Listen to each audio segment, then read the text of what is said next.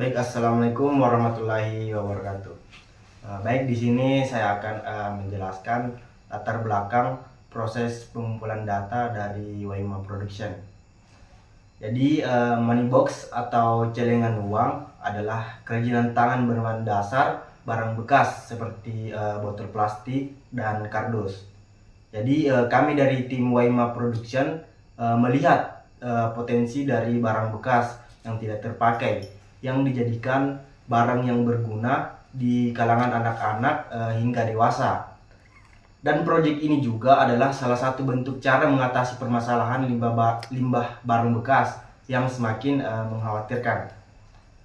Produk celengan ini dipasarkan melalui beberapa media sosial seperti YouTube, Instagram, serta kami juga memasarkannya secara langsung atau offline. Jadi strategi pemasaran yang efektif diperlukan untuk menjangkau target pasar, terutama anak-anak dan orang tua. Selanjutnya tujuan. Jadi tujuan kami yang pertama yaitu satu, meningkatkan akurasi penjualan. Yang kedua, optimasi stok. Selanjutnya pengelolaan pengiriman yang lebih baik. Dan terakhir yaitu meningkatkan kepuasan konsumen terhadap produk kami. Baik, terima kasih.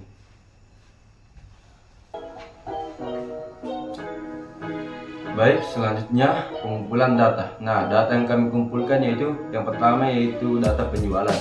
Nah, sumber data yang kami ambil ada satu, yaitu transaksi penjualan. Nah, data ini dapat diperoleh dari penjualan secara offline ataupun online. Nah, yang kedua itu ada teknik pengumpulan data. Nah, kami menggunakan dua teknik pengumpulan data, yaitu yang pertama secara manual. Nah, di sini yaitu catatan penjualan secara manual dapat dilakukan dengan menggunakan buku catatan ataupun aplikasi sederhana untuk mencatat setiap transaksi yang ada. Nah, yang kedua itu survei pelanggan. Nah, pengumpulan data tambahan bisa melalui survei untuk mendapatkan umpan balik langsung dari pelanggan terkait minat dan preferensi mereka terhadap produk money box ini. Nah, yang ketiga itu ada namanya jenis data. Jenis data ada kami mengambil 4 jenis data, yaitu jumlah produk terjual, seberapa banyak kerajinan yang terjual dalam perhitungan waktu tertentu. Nah, yang kedua itu pendapatan, jumlah finansial yang dihasilkan oleh penjualan. Yang ketiga itu harga produk setiap unit kerajinan tangan. Nah, yang keempat itu lokasi penjualan, data mengenai di mana penjualan terjadi, rumah kos atau media sosial seperti Instagram. Nah, itu saja. Terima kasih. Oke, selanjutnya data inventory, yaitu yang pertama sumber data. Nah, sumber datanya di sini ada laporan penjualan. Laporan penjualan yaitu melacak jumlah barang yang terjual dan sisa stok. Dan yang kedua pengumpulan data atau teknik pengumpulan data. Nah, teknik pengumpulan datanya di sini ada observasi langsung, yaitu mengunjungi lokasi penyimpanan untuk memeriksa stok secara langsung. Dan yang terakhir yaitu ada jenis data.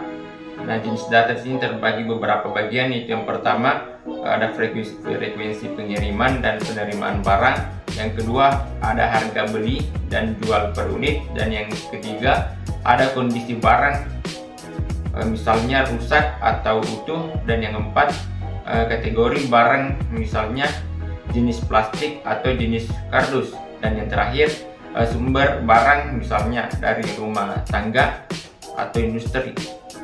Terima kasih.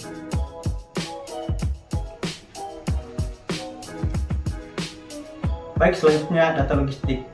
Yang pertama, sumber data. Data ini bisa berasal dari data yang dikumpulkan dari sistem manajemen logistik internal, informasi dari supplier yang menyediakan barang bekas, plastik, dan kardus.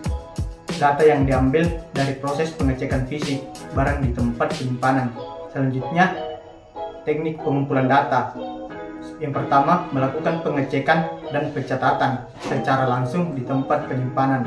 Dan yang kedua, mengumpulkan informasi dari pemegang operasional produk. Dan yang terakhir ada jenis data.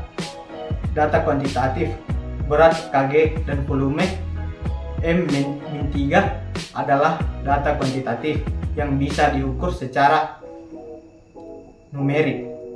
Data kualitatif, jenis, barang dan lokasi. Gudang adalah data kualitatif yang mendeskripsikan karakteristik barang. Sekian dari saya, terima kasih.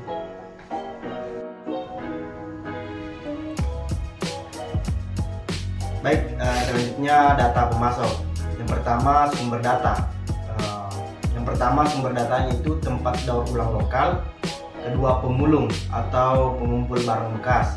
Dan yang ketiga itu toko barang bekas atau pusat daur ulang. Selanjutnya teknik pengumpulan data.